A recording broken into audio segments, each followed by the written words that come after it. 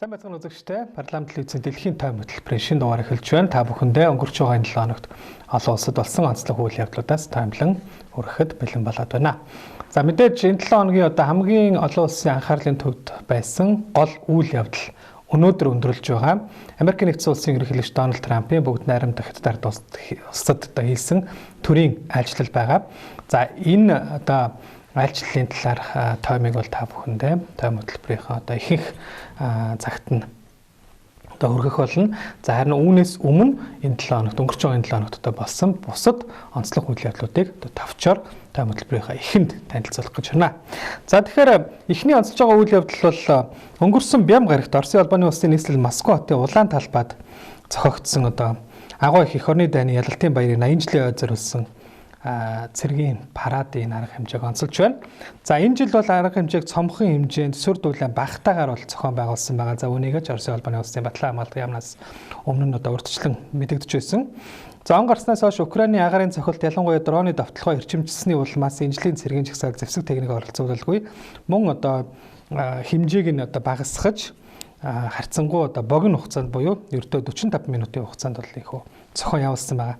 За түүнчлэн өмнөх жилүүдтэй харьцуулахад цөөн тооны буюу Беларусь, Казахстан, Узбекистан, Лаос, Малайз гэсэн улсын төр засгийн тэргүүнээр ирж оролцсон байна. За Оросын албаны улсын ерөнхийлөгч Владимир Путин жагсаалыг нээж хэлсэн үгэндээ Украинд хийж байгаа цэргийн тусгай ажиллагааг бол зөвтгсөн. За мөн НАТОг үүнд буруутай гэсэн мэдээлэл хийсэн байгаа. За мөн тэрээр парадын дараагаар сэтгүүлчдтэй уулзах үеэрээ Украины дайнд дуусах төхөж байгаа гэж мэдэгдсэн нь нэлээд анхаарал татсан юм а. За тэрээр урт удаан хугацааны энхийн хэлэлцээрийн талаар эцэслэн тохиролцсон нөхцөл ийм тохиолдолд 3 дахь оронд Зеленскийтэй уулзалт хийх боломжтой гэж хэлсэн байгаа. За тэгээд дайныг зогсоох энэхүү энхийн яриа хэлэлцээний зуучлагчаар Германы канцлер асан Герхард Шрёдер байх боломжтой талаар хэлсэн нь бол мөн олон улсын анхаарлыг ялангуяа Европын анхаарлыг бол их татсан байгаа. За 1998-аас 2005 оны хооронд Холбооны бүгд найрамд Герман улсын канцлерийн албыг хашсан өдгөө 82 настай Герхард Шрёдер бол Владимир Путиний эртний найз гэгддэг. За мөн Оросын төрийн өмчөд эрчим хүчний компаниудад ажилладаг байсан ийм түүхтэй. За тэрээр одоо хүртэл Путинтэй ойрын харилцаатай хэвээр байгаа юм. За Германы эрх баригчдын хувьд бол Путиний энэхүү саналыг анхааралтай авч байна гэж мэдгдсэн ч үүнд маш болгоомжтой хандах хэрэгтэй талаар Германы албаны их сурвалжууд бол мэдээлсэн юм а. За дараагийн онцлж байгаа үйл явдал бол Америк Ираны мөргөлдөөний талаар энэ 7 хоногт юу болсон бэ гэдгийг бид онцлж байна. За ойрхон донуудын мөргөлдөөнийг бүр мөсөн зогсоох асуудлаар Америкийн нэгдсэн улсын зүгээс тавьсан саналд Ираны эрх баригчдын өгсөн хариуг Америкийн нэгдсэн улсын ерөнхийлөгч Дональд Трамп бүхэлд нь хүлээн зөвшөөрөх боломжгүй гэдгийг тэрээр мэдэгдсэн байгаа. За Америкийн талаас санал болгосон энхийн зохицуулалтын саналд Иран Пакистанаар дамжуулан хариу өгсөн бол Трамп мэдэгдэлтэй ямар хариу ирсэн талаар бол илэрхийлэнгүй мэдээллээгүй. Харин Америкийн илгээсэн саналд бол дайныг зогсоох Ормузын хоолойг нэх Ираны цөмийн хөтөлбөрийг хязгаарлах нөхцлүүдийг тусгаж ялангуяа Ираныг цөмийн объектуудаа буулгахыг шаардсан бол Иран үүнийг бол эрс татгацсан гэж орон нутгийн хэвлэлүүд бол мэдээлсэн юм. За тэгвэл дараагаар нь Америкийн нэгдсэн улсын ерөнхийлөгч Дональд Трамп Америк Ираны хооронд байгуулсан гал зогсоох тохиролцоо өвчнгүй болоход тун ойрхон болсныг бол мэдэгдсэн. Тэрээр цагаан ордны 100 танхим сэтгүүлчтэй уулзах үеэрээ гал зогсоох тохиролцооны нөхцөл байдал сэхэн амьдруулах тасагт байгаа буюу дээсэн дөрөөн дээр дэмжигнж байна хэмээн хэлсэн байна. За Трампын хувьд бол Ирантай байгуулсан гал зогсоох тохиролцооны хэрэгжилт маш сул байгааг онцолж Ираныг уран баяжуулалтаа хязгаарлах Америкийн саналаас татгалцсанд буруутгасан. За түрүү хэлсэнчлэн Ираны эрх баригчид Америкийн тавьсан сүүлийн саналын хариуд дайныг зогсоох Ормузын хоолойг иргэн нэгтэй холбоотой шаардлагуудаа багтаасан өөрсдийн саналыг өгсөн бол Трамп Ираны талын саналыг бүхэлд нь хүлээн зөвшөөрөх боломжгүй юм татгалцсан. За тэгвэл үүний дараагаар Ираны гадаад хэргийн яамны хэвлэлийн төлөөлөгч Исмаил Багаи өөрийн улсын саналыг хариуцлагатай өгөөмөр хэмээн тодорхойлж өөрсдийнхөө улс орны эрх ашигыг хамгаалахын тулд шаардлагатай бүх арга хэмжээг авна гэдгийг бол мэдэгдсэн байна. За харин Америкийн нэгдсэн улсын Иран дэлгээс 14 зүйл бүхий санамж бичгийн төсөлд Ираны уран баяжуулах үйл ажиллагааг зогсоох 20 арга хэмжээнүүдийг цуцлах Ормузын хоолой ачаа тээврийн чөлөөт урсгалыг сэргээх зэрэг нөхцлүүд тулгагдсан. Ираны хариу санал Ливаныг оролцуулаад бүх фронтод дайны галыг зогсоох, Ираны бомбуудыг хаасан, Америкийн тэнгисийн бүслэлтийг цуцлах, Ираны нутаг дэвсгэр цаашид дахин халдахгүй байх баталгааг өгөх, дайны нөхөн төлбөр төлөвлөх, Ормузын хоолойдох Ираны бүрэн эрх байдлыг хүлээн зөвшөөрөх зэрэг нөхцлүүдийг тусгасан гэж их сурвалжууд мэдээлсэн юм а. За энэ 7 хоногт мөн Энэ 7 хоногийн Мьянмар гарагт 2026 оны Канны олон улсын кино наадам нээлттэй хийсэн байгаа. Энэ жилийн наадмыг Хятадын жүжигчин Гон Ли, Холливуудын жүжигчин Джейн Фонда нар нээсэн бол мөн нээлтийн ёслолын ажиллагааны үеэр бөгжний эзэн цоврал бүтээлийн найруулагч өдгөө 64 настай Шинэ Зеландын найруулагч Питер Джексонд энэ жилийн наадмын хүндэтгэлийн алтан далдуу мод шагналыг гардуулан өгсөн юм а. За харин наадмын гол шагнал болох алтан далдуу мод шагналын төлөө энэ жил олон улсын 22 уран бүтээл өрсөлдөж байгаа бөгөөд шүүгчдийн багийг Өмнөд Солонгосын алдарт найруулагч Пак Чон Вук тэргүүлж, за Америкийн жүжигчин Деми Муур, Шведийн жүжигчин Стеллан Скарсгард, Хятадын найруулагч Хлоe Жао зэрэг олон улсын 8 уран бүтээл шүүгчдийн бүрэлдэхүүнд багтаж байна. Энэ жилийн Канны кино наадмын үеэр мөн Америкийн жүжигчин дуучин Барбара Стрейзендэд хүндэтгэлийн шагнал гардуулахаар болсноос гадна Холливуудын галзуу хурд киноны 25 жилийн он арга хэмжээг зохион байгууллаа. За 79 дахь удаагийн Канны кино наадам энэ сарын 12-ноос 23-ны өдрийг дуустал Францын Кан хотноо үргэлжлэн зохион байгуулагдана. За ингээд дэлхийн тойм хөтөлбөрийн өнөөдрийн дугаарын энэ 7 хоногийн дугаарын хамгийн гол онцлог үйл явдал болох Америк нэгдсэн улсын ерөнхийлөгч Дональд Трампын бүгд найрамдах Хятад ард улсад лав гаргаас баасан гарагийн хооронд хийж өндөрлүүлээд байгаа төрийн айлчлалыг бид онцолж байна. За Трампын айлчлал лав гарагийн орой нутгийн цагаар лав гарагийн орой Бээжин хотноо газардаж хөрөлдсөн ирснээр бол ихэлсэн байгаа. За түүнийг Хятадын дэд ерөнхийлөгч Хан Жэн, Вашингтон дахь Хятадын элчин сайд Шефэн, гадаад хэргийн дэд сайд Ма Жаошу, Бээжин дахь Америкийн элчин сайд Дэвид Пердю зэрэг албаны хүмүүс угтаж авсан. За мөн угтан авах ёслолд хүндэт харуулын цэргүүд, цэргийн найрлал хөгжимчд болон хоёр улсын далбааг орсон 300 орчим хүүхэд багчууд оролцож Трампыг хүндэтгэлтэйгээр угтан авсан байгаа. За ингээд эхний өдөр бол түүнийг угтснаар лав гараг өндөрлсөн бол за Мьянмар гарагт уучлаарай Пүрэв гарагт хоёр их гүрний удирдагчдын дээд хэмжээний уулзалт яриа хэлэлцээ. Бээжин хотын ардын их хурлын ордонд зохион байгуулагдсан байна. За дэлхийн тэргүүлэгч хоёр их гүрний удирдагчдын яриа хэлэлцээний үеэр бүгд найрамдах Хятад ард улсын дарга Ши Жинпинг Тайваны хоолойг их тайван тогтвортой байдлыг хадгалах нь Хятад Америкийн хамгийн их нийтлэг ашиг сонирхол хамгийн чухал асуудал гэдгийг бол тодтогсон. За тэгээд нэгэн маш анхаарал татсан зүйлийг бол хэлсэн байгаа. За тэрээр хэрвээ энэ Тайваны асуудлыг бид зөв шийдвэрлэвэл хоёр улсын харилцааны тогтвортой байдлыг хадгалж чадна. Гэрэв буруу шийдвэрлэвэл хоёр улс мөргөлдөх эсвэл бүр зөрчилдөж хоёр орны харилцааг маш аюултай нөхцөл байдалд хүргэж болзошгүй гэсэн ийм анхааруулсан шинжтэй үг хэлсэн нь бол энэ хэлэлцээний үеэр хамгийн анхаарал татсан ийм Ши Жинпиний үг байсан юм а. За тэгээд тэрээр Америк Хятадын харилцаа тогтвортой байх нь дэлхийн нийтэд бол маш чухал гэдгийг бол тодтогсон байна. За мөн 2026 онд Америкийн нэгдсэн улс тусгаар тогтнолоо зарласны 250 жилийн ой тохиож байгаад тэрээр мэд хүргэсэн. За тэгвэл Дональд Трамп хэлэлцээний үеэр Хятадд төрийн ажил хийж байгаадаа туйлын баяртай байгаагаа илэрхийлж Америк Хятадын харилцаа бол маш сайн байгаа. За мөн өөрөө Ши Жинпинтэй Америк Хятадын төрийн тэргүүнүүдийн төв хөндөхөд хамгийн сайн харилцааг тогтоосон гэдгээ бол онцолсон. За мөн тэрээр Ши Жинпинийг бол агуу удирдагч, мөн Хятад улс бол агуу улс хэмээн үнэлж Хятадын ард түмнийг гүнээ хүндэтгдэг гэдгээ бол илэрхийлсэн байна. За дээрээс нь Трамп өнөөдрийн тэдний энэхүү уулзалт яриа хэлэлцээ бол дэлхийн нийтийн анхаарлыг татсан маш чухал юм гайхалтай уулзалт болсон гэдгийг бол тэмдэглэж за Ши Жинпинтэй хамтран харилцаа холбоо хамтын ажиллагаа бэхжүүлж санал зөвлөлтөөнийг зохистойгоор шийдвэрлэн Америк Хятадын харилцааг төв хөндөх хамгийн сайн төвшөнд хүргэж хоёр орны илүү сайхан ирээдүг хамтдаа бүтээхэд бэлэн байгаа гэдгээ үндсэндээ мэдгдсэн. За Трамп бол ерөнхийдөө маш юм эерэг сайхан түүнээс өрнө гараад байдгүй бас ийм дүр зургийг бол илэрхийлсэн байгаа. За энэ нь ч бол бас ойлгож болох юм үйл явдал. Яг бол дэлхийд эдийн засаг болон бусад үзүүлэлтээр дээр тэргүүлэгч хоёр их гүрний удирдагчдын хооронд уулзалт бол иймэрхүү төвшөнд зохион байгуулагдана гэдэг нь ер нь тодорхой байсан. За тэгээд энэ эхний өдрийн хамгийн гол уулзалт хэлэлцээний үеэр бол талууд ойрхон орнуудын мөргөлдөөн. За Америк болон Хятадын худалдааны энэ асуудал, за мөн Тайваны асуудал, За дээрээс нь одоо хиймэл оюун ухааны өрсөлдөөн болон одоо хоёр талын бизнес болон бусад салбарын одоо харилцан хамтын ажиллагааны асуудлуудыг бол хүндээ ярилцсан ба.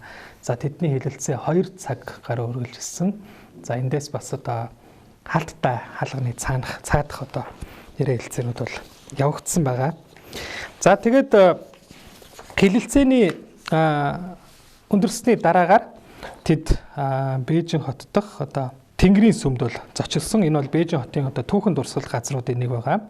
За ингээд энэ Тэнгэрийн сүмд одоо зочилсны дараагаар Пүрэв гарагийн хорой бол одоо төрийн хүндэтгэлийн зоог барьсан байна. За энэ хүндэтгэлийн зоогт бол одоо Трампыг дагалдан ирсэн түүний засаг захиргааны одоо төлөөлөгч нар болон мөн дагалдан ирсэн одоо бизнесийн төлөөлөгч нар. За тодруулах юм бол одоо технологийн томоохон компани гүйцэтгэх захирлууд гэх мэт одоо 16 одоо технологи болон банк санхүүгийн одоо салбарын томоохон удирдагчид гүйцэтгэх захирлууд бол энэ хүндэтгэлийн зоогд бол оролцсон байгаа. За тухайн үед бол Трамп тэдгээр одоо бизнесийн төлөөлөгчдийг нэг бүрчлэн Ши Жинпинд танилцуулж худалдаа бизнес эрхлэхийг одоо тэсийн ядаа хүлээж байгаа. За энэ одоо бидэнд одоо харилцан ашигтай байх болно гэсэн зүйлийг бол хэлсэн юм аа. За мөн одоо энэхүү хүндэтгэлийн оройн зоогийн үеэр Ши Жинпиний хэлсэн нэг үг бол бас олонний анхаарлыг татсан байгаа. Ши Жинпин энэ үеэр хятад үндэстний агуу одоо сэргэн мандалт буюу одоо энэ дэлхийд тэргүүлж байгаа эдийн засгаараа одоо тэргүүлж байгаа энэ сэргэн мандалт болон за мөн мага буюу одоо Трампын улс төрийн одоо үндсэн философи болох Америк нэгдсэн улсыг дахин агуу болгох одоо энэ үйл явц бол энэ одоо хятадын сэргэн мандалт болон Америкийг дахин агуу болгох одоо энэ хоёр үйл явц хамтдаа зэрэгцэн одоо хэрэгжих болно гэж мэдэгдсэн байна. За өөрөөр хэлэх юм бол үүний цаана бол маш томоохон одоо мэдээллийг бол хийж байгаа. Хятад болон мөн Америкийн одоо зүгээс бол аль альнийх нь одоо энэ хэлж байгаа үг харуулж байгаа одоо энэ байдлуудаараа тэд өрсөлдөхгүй. Тэд цаашдаа одоо зэрэгцэн дэлхийд одоо манлайлж тэргүүлж ингэж орших болно гэдгээ бол ингээд богинохон хэрнээ маш их юм гүн гүнзгий утга агуулгатай үгсээрээ заман байгаа байдлаараа за энэ хэлэлцээний одоо эерэг одоо энэ ерөнхий уур амьсгалаа гэдэг одоо олон зүйлээрээ Трамп Ши Жинпин гэсэн одоо энэ удирдагч нар бол харуулад байна. Ер нь бол тэр түрүү хэлсэнчлэн одоо хэлэлцээний хаалттай хаалганы цаана явагдсан одоо хэлэлцээ бол бас Ираны асуудлыг мөн Тайваны асуудлыг бол хүндсэн байгаа. За Ираны асуудал дээр бол Ираныг хизээч цөмийн зэвсэгтэй одоо болгохгүй. За мөн Ормосын хоолой нээлттэй байх ёстой гэсэн байр суурин дээр хоёр их гүрний одоо удирдагч нар санал нэгдсэн гэдгийг бол одоо цагаан ордон болон бусад их сурвалжууд за мөн дараагаар нь Дональд Трамп одоо телевизийн сувгуудад одоо хэл мэдээллийн төгсөн ярилцлагатаа бол онцлсан байна. За өөрөөр хэлэх юм бол Иран улс бол хизээж энэ ураныг баяжуулж цөмийн зэвсэгтэй болохгүй гэдэг дээр бол Трамп Ши Жинпин нар бол санал нэгдсэн. За дээрээс нь Иран өөрийгөө хамгаалж одоо энэ Ормосын хоолойг хаасан явдал бол цаашдаа одоо үргэлжлэхгүй гэдгийг бол инхүү зарлаад байна. За ялангуяа хоёр тал эрчим хүчний чөлөөт урсгалыг одоо дэмжихийн тулд Ормосын хоолой заавал нээлттэй байх ёстой гэдэг дээр санал нэгдсэн. Дээрээс нь Ши Жинпин энэ Ормосын хоолойг одоо цэрэгжүүлэх, за мөн дээрээс нь ашиглалтын төлбөр авах аливаа орлогыг бол одоо хятад улс эсэргүүцнэ гэдгийг тодорхой илэрхийлсэн гэж одоо цагаан ордны зүгээс бол мэдэгдээд байгаа. За дээрээс нь мөн хятад улс бол ирээдүйд зөвхөн одоо энэ Ормосын хоолойгоос хараат байдлаа одоо бууруулахын тулд Америк нэгдсэн улсаас мөн одоо авдаг газрын тосоо илүү нэмэгдүүлэх юм сонирхолтой байгаагаа илэрхийлсэн гэдгийг бол хэлээд байгаа. За дээрээс нь хятадын одоо зах зээлийг Америкийн компани бизнесүүдэд бол одоо улам нээж нэмэгдүүлж хамтын ажиллагааг нь одоо өргөжүүлэх. За Америкийн одоо аж үйлдвэрийн салбаруудад хятадын хөрөнгө оруулалтыг нэмэгдүүлэх гэсэн одоо хоёр улсын эдийн засгийн хамтын ажиллагааг сайжруулах арга замуудыг бол тэд хэлэлцсэн. За тэгээд нөгөө нэг Америкийн одоо бас иргэдийн эрүүл мэндэд их хор учруулад байдаг одоо масруулах бодис фентанилийн одоо энэ урсгалыг зогсоох хүчин чармаалтыг одоо нэмэгдүүлэх. За Америкийн хөдөө аж ахуйн бүтээгдэхүүний худалдан авалтыг өсгөхөд ахиц дэвшил гаргах шаардлагатай гэсэн юм зүйлсийг бол одоо мэдээлсэн байгаа. За мөн одоо энэ төрийн хүндэтгэлийн зоог барих үеэр зоогийн үеэр Ши Жинпин болон одоо тэргүүн хатагтай Пин Лиюан нарыг энэ оны 9-р сарын 24-ний өдөр Вашингтонд Америкийн нэгдсэн улсад айлчлахыг урьж байгаагаа Дональд Трамп зарлан мэдгдсэн байгаа. За ингээд пүрэв гариг бол инхүү өндөрлсөн байгаа. За өнөөдөр буюу одоо Баасан гаригт ямар үйл явдлууд болсныг одоо давч бас танилцуулъя. За Баасан гаригийн өглөө Дональд Трамп, Ши Жинпин нар одоо Бээжин хот дахь Жунанха аймных одоо цэцэрлэгт хүрээлэнд уулзсан байгаа. За энэ цэцэрлэгт хүрээлэнд уулзаж одоо тэд цайлж за мөн одоо ажил хэргийн үдийн зоогийг бол барьсан байгаа. За энэ үеэр бол одоо яг түрүүний одоо ярьсан зүйлсийг бол тэд хэвлэлд ярьсан ба. За юу ярьсан бэ гэхээр одоо хоёр тал бол Ираныг цөмгийн зэвсэггүй болгох. За мөн Ормосын хоолойг нээлттэй чөлөөтэй одоо байлгах энэ тал дээр бол тохиролцсон гэдгээ мэдэгдсэн байгаа. Үндсэндээ одоо тэдний тохиролцсон зүйлс бол ийм байлаа. Ингээд Жунанха одоо цэцэрлэгт хүрээлэнд цайлж үдийн одоо өдрийн зоог барьснаар Трампын айлчлал бол 3 өдрийн айлчлал бол үндсэндээ ихөө өндөрлөж тэрээр одоо ерөнхийлөгчийн онгоцонд сун нутаг бутсан байгаа юм аа. За Трамп Ши Жинпин нарын хувьд бол одоо энэ 7 хоногт уулзахаас өмнө хамгийн сүүлд өнгөрсөн оны 10 сард өмнө солонгосын Бусан хотод АПЕК-ийн дэд хэмжээний чуулганы үеэр бол уулзсан. За Трампын хувьд бол өмнө нь Америк нэгдсэн улсын ерөнхийлөгч анх удаа сонгогдсныхоо дараа буюу 2017 оны 11 сард бол анх бүгд найрамдагтад ард улсад альчилж Ши Жинпинтэй уулзж байсан. За тэгвэл одоо энэхүү өөрийн хоёр дахь одоо бүр эрхийн хугацаанд мөн одоо бүгд найрамдагтад ард улсад төрийн ажиллал хийж Ши Жинпинтэй хоёр дахь удаа хятад улсад бол уулзаад байна. За тэгвэл тэд дахин одоо бас уулзахаар болоод байна. За тэд 11 сард Шинжээнд болох АПЕК-ийн чуулган болон за 12 сард Америк нэгдсэн улсын Флорида хотно болох их хорийн бүлгийн чуулганы үеэр одоо дахин уулзахыг төлөвтэй байгаа. За мөн Трампын одоо энэ удаад Ши Жинпинийг өрсөн энэ урилгыг одоо бас хүлээн урилгын дагуу одоо Ши Жинпин Вашингтонд айлчлах юм бол 9 сард бол мөн одоо Ши Жинпин Трамп нар бол уулзах юм боломжтой байна.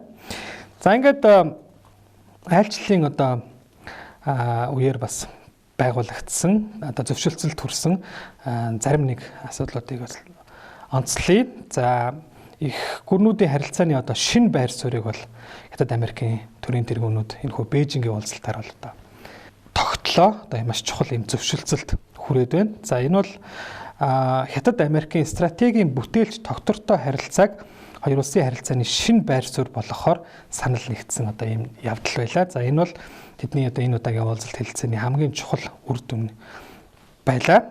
За Ши Жинпин стратегийн бүтээлч тогтвортой байдал гэдэгт юу хэлэх вэ гэхээр одоо хамтын ажиллагаанд тулгуурласан эерэг тогтвортой байдал, өрсөлдөөнийг хязгаартай байлгасан эрүүл тогтвортой байдал, мөн санал зөрөлтөөнийг хяналттай байлгасан хэвийн тогтвортой байдал, за инх тайванд суурилсан урт хугацааны тогтвортой байдал гэсэн одоо ийм дөрвөн тогтвортой байдал байх ёстой гэдгийг бол тэрээр онцоллоо.